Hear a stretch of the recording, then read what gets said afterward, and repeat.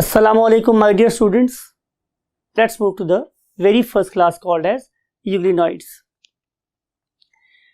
हम बात कर रहे हैं यूग्लिनॉइड्स की और उस पर हम डिस्कस कर रहे हैं किसको, यूग्लिना को. तो मैंने आपसे लास्ट टाइम डिस्कस यही किया था स्टूडेंट्स कि यूग्लिना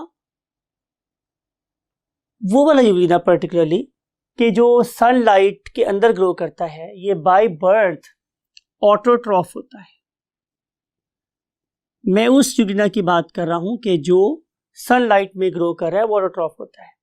लेकिन आपको याद है मैंने ये बोला था कि अगर मैं इसे थोड़ा सा हीट कर दूं या मैं इसे डार्क में प्लेस कर दूं, डार्कनेस पे प्लेस कर दूं, तो फिर इसकी एबिलिटी ये थी कि इट लॉस और इट लूजेस इट्स पिगमेंट्स.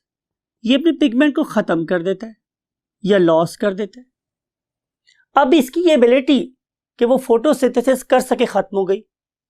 तो उसके बाद मैंने ये बोला था, आपको याद होगा स्टूडेंट्स, कि अब इसकी जो न्यूट्रिशन थी, मींस फीडिंग का जो स्टाइल था, वो कैसा हो गया था, याद है आपको? Yes, it was holozoic. ये अब अपनी सराउंडिंग में प्रेजेंट पार्टिकल्स को इंजेस्ट कर सकता था लाइक एनिमल्स.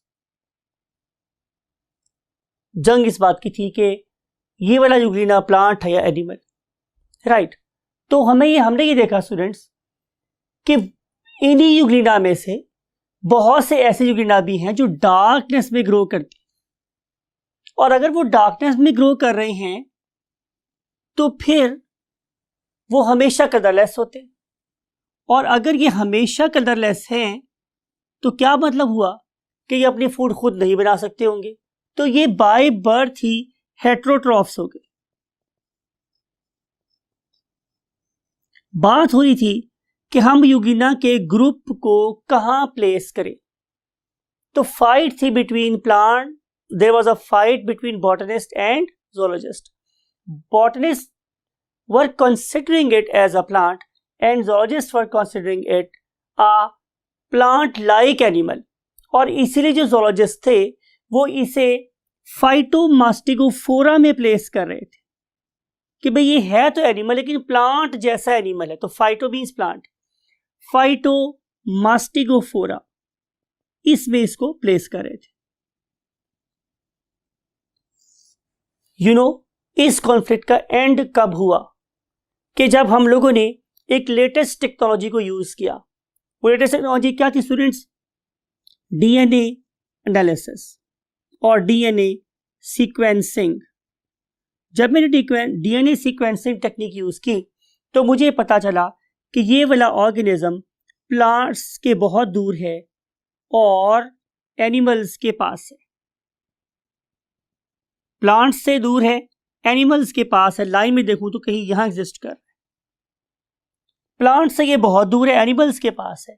तो आज हम लोग इसे किस में प्लेस कर रहे हैं स्टूडेंट्स? एनिमल्स में प्लेस कर रहे हैं.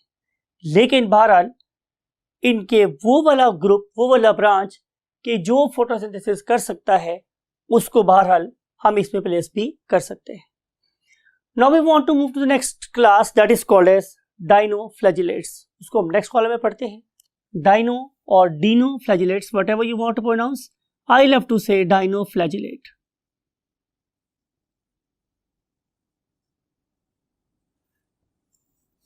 आप लोगों को याद होगा स्टूडेंट्स के लास्ट टेबल में हमने ये बात पढ़ी थी कि जो डाइनोफ्लैजिलेट्स हैं उनकी दो बड़ी बहुत ही इंपॉर्टेंट एग्जाम्पल थी. उनमें से एक का नाम था गोनिओलक्स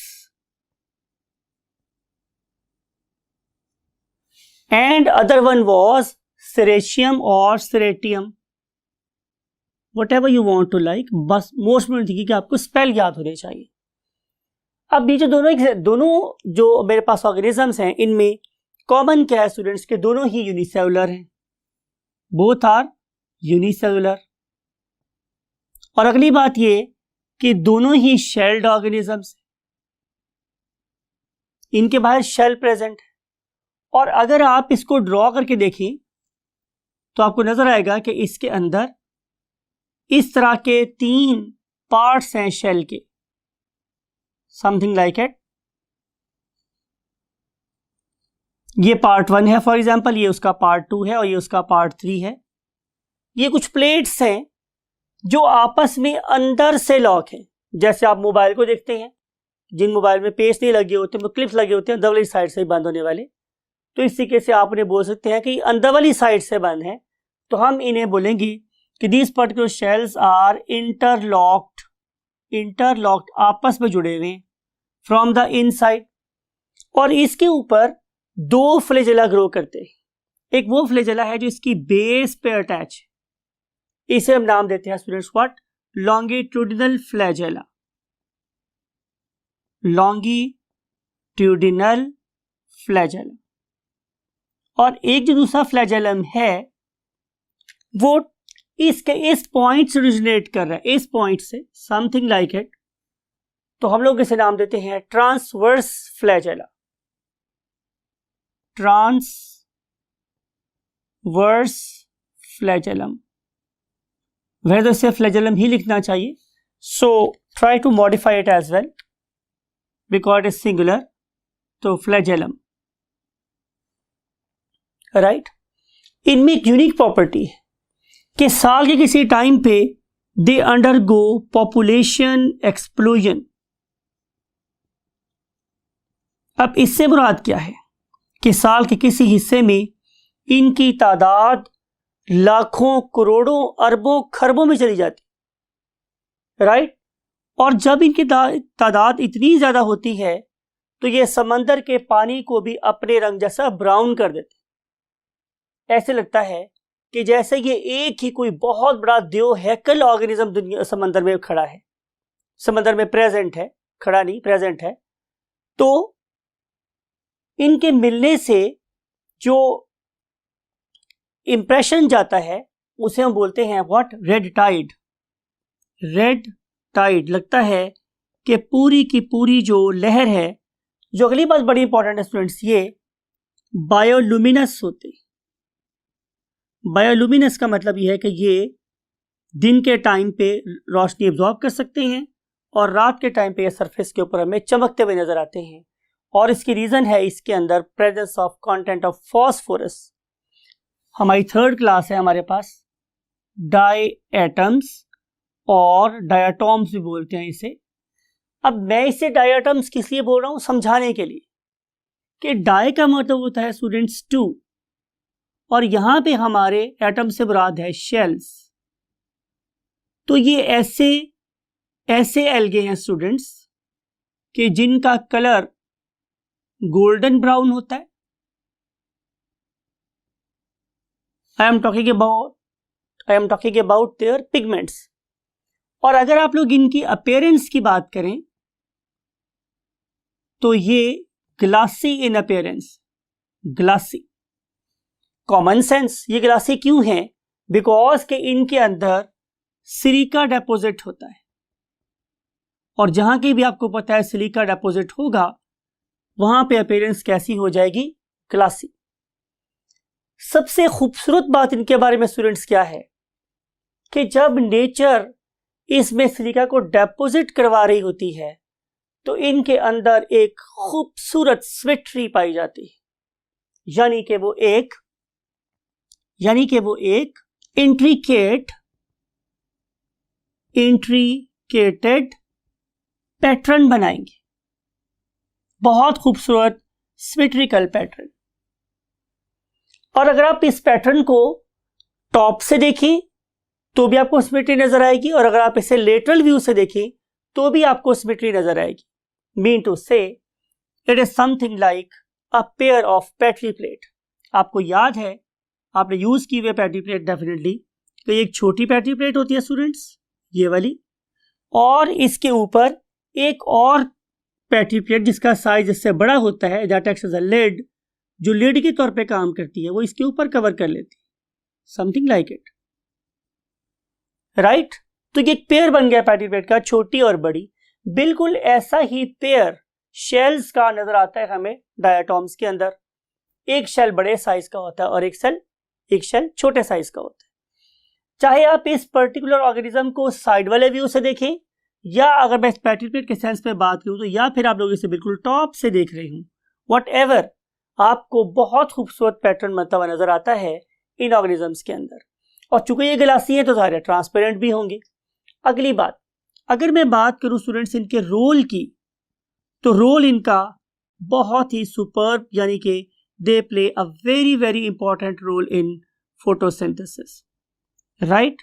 और इसके अलावा इनका water means aquatic food chain में शायद वही रोल है कि जो हमारी ग्रास का हमारे मैदानी इलाकों में होता है। ग्रास भी आपको पता है कि मिकदार में बहुत ज़्यादा होती है, और ये डायटॉम्स भी समंदर में इतनी ही मिकदार में पाए जाते हैं, और ये बहुत से अदर ऑर्गेनिजम्स का क्या है, फूड का सोर्स है, राइट स्टूडेंट्स। तो यह इनका फोटोसिंथेटिक रोल।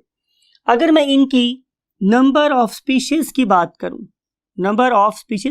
करूं, तो मेरे पास टेंस ऑफ थाउजेंड्स मींस कि इसकी मेरे पास काफी ज्यादा स्पीशीज पाई जाती है। मैंने टेंस ऑफ थाउजेंड्स लिखा है यहाँ पे, यानी कि काफी ज्यादा अमाउंट में काफी ज्यादा टाइप्स के ये ऑर्गेनिज्म मेरे पास पाए जाते हैं।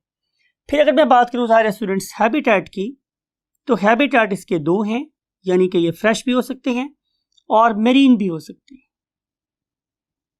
फ्रेश वाटर में भी ये पाए जाते हैं और मेरीन में भी पाए जाते हैं, बट प्रीडोमिनेटली ये मेरीन वाटर में पाए जाते हैं, राइट।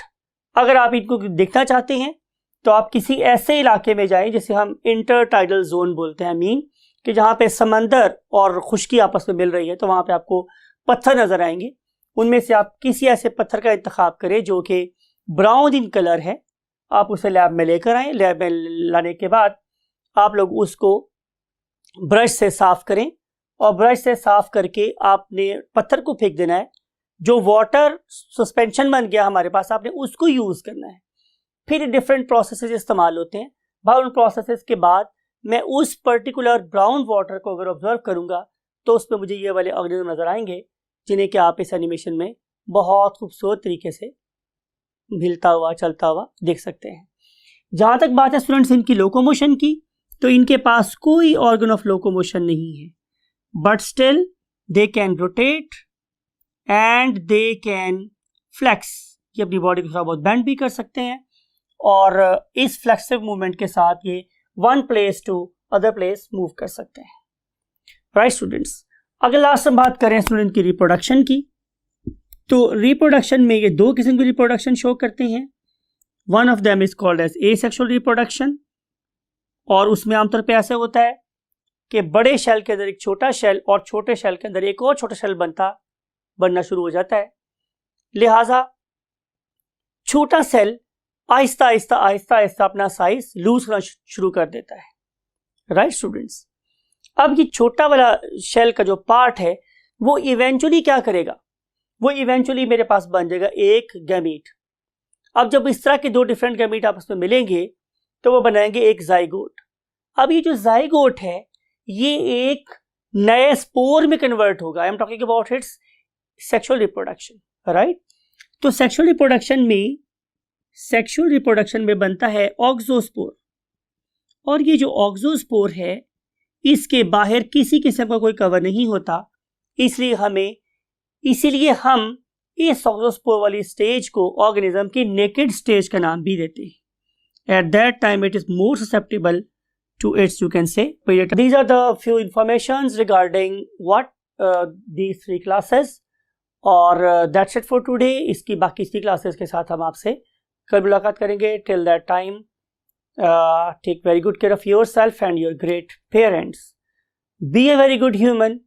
हमारी कौम में जिस चीज़ की बहुत ज़्यादा कमी है वो इंसानियत है, और मेरी ख्वाहिश ये है कि मेरे से पढ़े हुए जो तालिब इल्म हैं वो अच्छे तालिब इल्म तो हों ही, वो बहुत अच्छे इंसान साबित हों। I wish I could see you a very great human being. Allah Hafiz.